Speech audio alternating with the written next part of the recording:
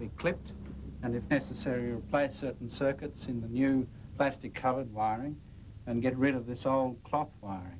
What would the cost be of rewiring the whole house? Depending on the extent of your power requirements, you're looking at something $900 to $1,200.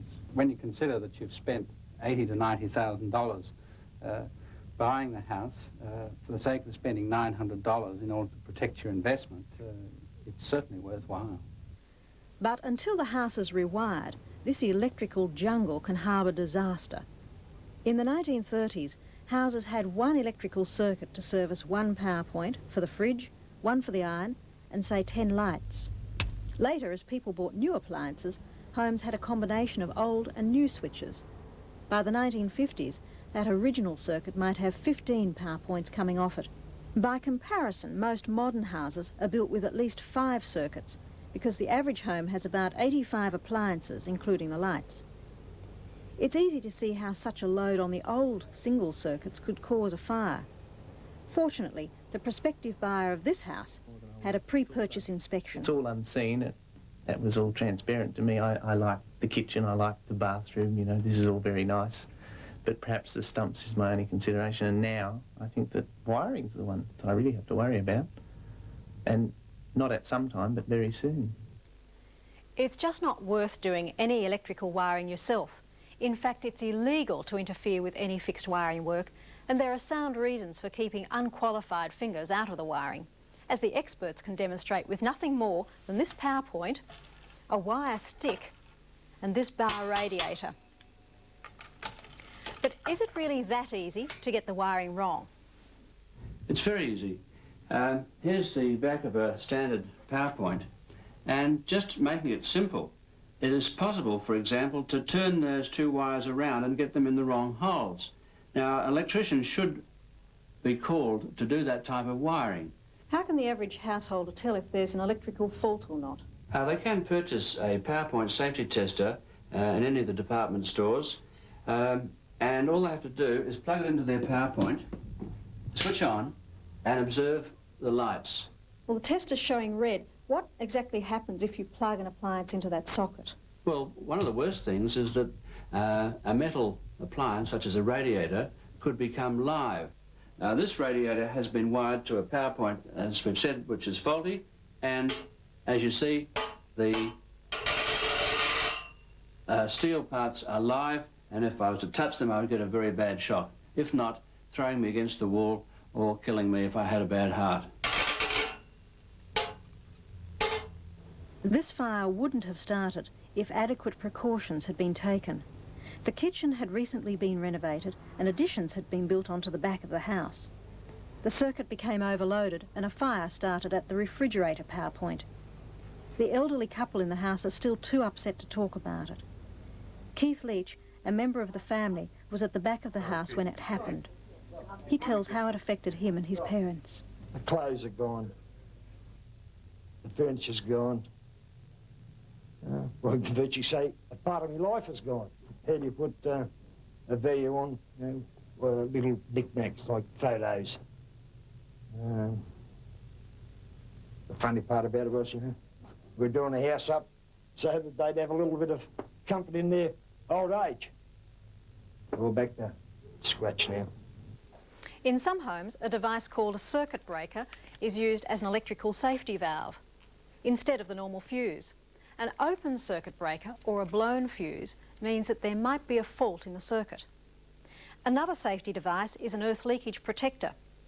It automatically trips the circuit if an appliance becomes live and thus dangerous. These devices give good protection and can be well worth installing.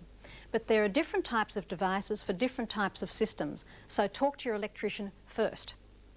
But if you do have the slightest doubt about the wiring or appliances in your home, particularly if it's an old home, call in a licensed electrician or contact your local county council. Some councils do that inspection check I mentioned earlier for just $25 or $30.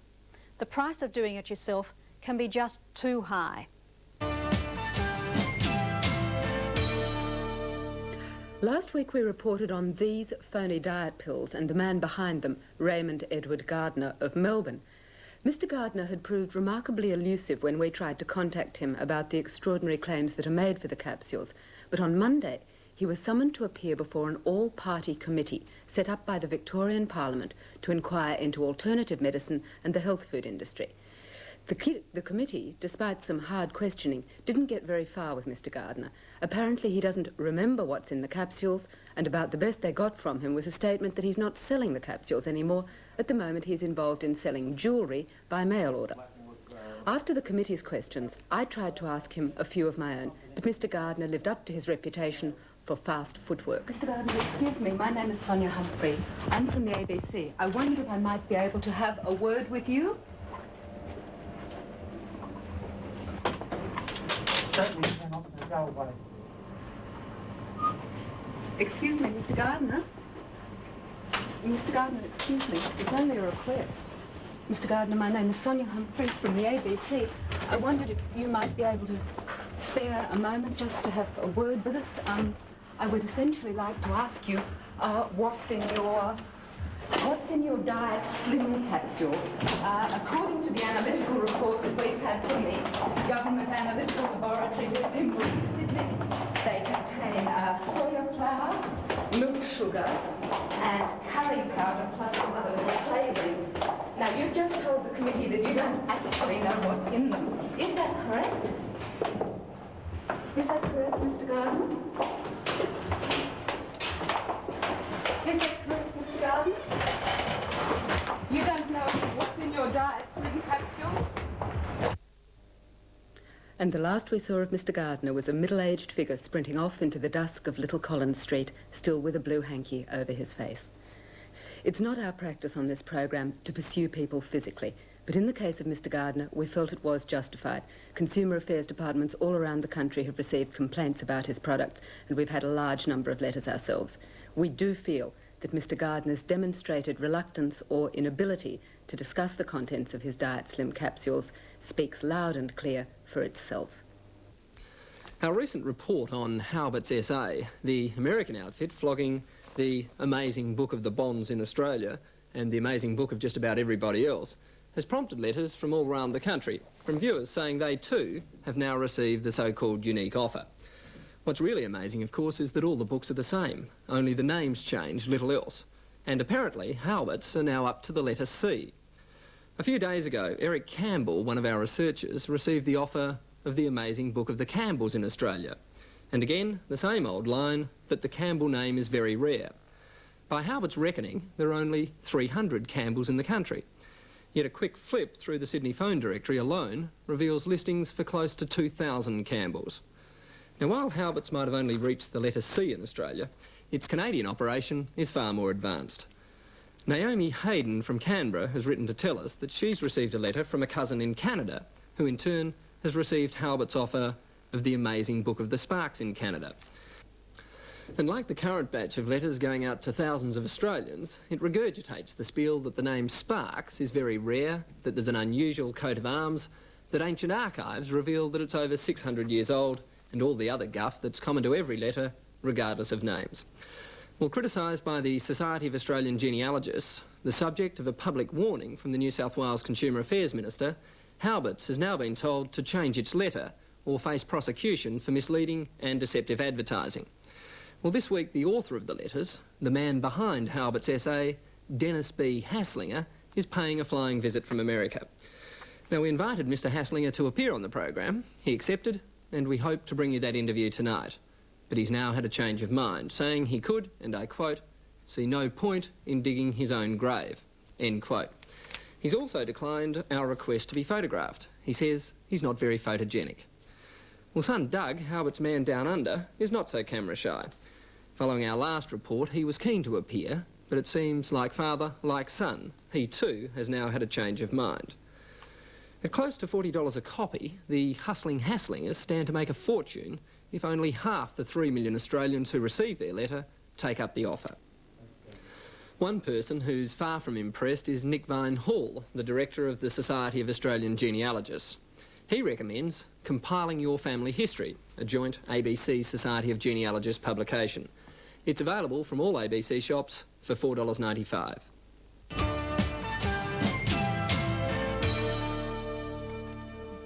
Well, some people will spend their money on anything, But what about being asked to pay $5,000 for this? Or perhaps $1,000 for one of these? No, the perpetrator of this scheme is not your average bunch of fly-by-nighters operating from a non-existent address. In fact, it's none other than the South Australian Government through its Department of Motor Transport. Now, we all know that in the good old days, before there were nearly 7 million cars on our roads, everyone had numeric registration plates and didn't think they were anything particularly special. Well, now, of course, they're hot property, particularly among enthusiasts, but just how hot is open to question. Adelaide golf professional Ron Wood has always wanted to own a Jaguar, so when he bought this shining 20-year-old example of the breed a few weeks ago, he was quite pleased when he learned it still bore its original registration number, SA2536. Well, now those plates are sitting on the front seat instead of on the car where they should be, and Ron Wood is far from happy. I bought the car, it did have its original number on it, and I chuffed off to the registration office to do the normal transaction of transferring the ownership from one person to another, and I get a rather nasty shock to find that I have to fork out $1,000 if I want to maintain the number plate, which is gone with the car from its starting point, and at no stage had that number plate or the car been unregistered, so that even made it worse. And to be told $1,000 to maintain a number was, to me, not fair. I suppose you were pretty hostile when you came out of the registrar's office and found that it was $1,000. Yeah, sure. I couldn't understand why or where they could come up with a figure of $1,000 for a lousy number plate. Well, this might look like an ordinary 20-year-old Japanese car towing a very ordinary 6x4 trailer, but all up, this little duo represents an astonishing $7,000 worth. In fact, the number plates SA23 on the car and SA3010 on the trailer are worth something like 6 times more than the combined value of the vehicles wearing them. But owner and long-time car enthusiast Ray Trembath doesn't think it's funny at all. I've always had low numbers on cars when I could, or personalised number plates. I have always paid a little bit extra. My first car I paid 5 shillings to have a 5-figure number rather than the current registration number, and that was, well, some years ago. But enthusiastic as you are about having interesting numbers on your cars, presumably you just don't think it's worth the money that the South Australian Government is demanding at this stage. No, I don't think it's $5,000, I think, for 23 when it's already registered in my name. I think it's just ridiculous. And $1,000 for a trailer number, which can only be used on a trailer, I think that's, you know, wrong. Both Ron Wood and Ray Trembath are unhappy because the number plates they want were already on their vehicles. Ray Trembath's car, in fact, has worn 23 since 1966, and he's had his trailer number 3010 for more than 20 years also. They can't see why they have to pay between $1,000 and $5,000 for what's called proprietary rights, which effectively give them ownership of the numbers. Now, there's no question that unusual number plates can be worth a lot of money, and I mean a lot of money. Vic 1 sold for an almost unbelievable $165,000 in Melbourne a couple of years ago. And last June, flamboyant Queensland millionaire Stephen Ackery, the man who runs the Stefan hair salons, paid $100,000 for this number. Prices for the South Australian plates, according to Transport Minister Gavin Keneally, are based on the results of this event, billed as the Great Plate Auction at the Adelaide Hilton before the highly praised Australian Grand Prix last year. Now, while the race itself was a great success, the fact is that the Great Plate Auction was a bit of a flop. Nowhere near all the plates were sold, and many of them brought much less than expected. A look at the prices these 2-digit numbers went for under the hammer shows the average was nothing like the $5,000 Ray Trembath and others are being asked to pay for similar numbers. And the 4-digit numbers, even interesting ones like these, show that if the auction prices are the benchmark, Brian Wood is being asked to pay far too much at $1,000 for his number 2536. But South Australian Transport Minister Gavin Keneally doesn't agree. It's hard to say just what value particular numbers have to particular people. But when we had our auction, we gave a guarantee to those people who bid very highly for the plates that we would not devalue those plates by subsequently selling them off at bargain basement prices. I think that people should understand that the plates belong to the Crown. they are our plates. But does that give you the right to do the averages, shall we say, very much in favour of you than in favour of the people who may be the only individuals who want them? Now, I would argue that the prices that we place upon the plates that we still have are consistent with the prices that were established at the auction.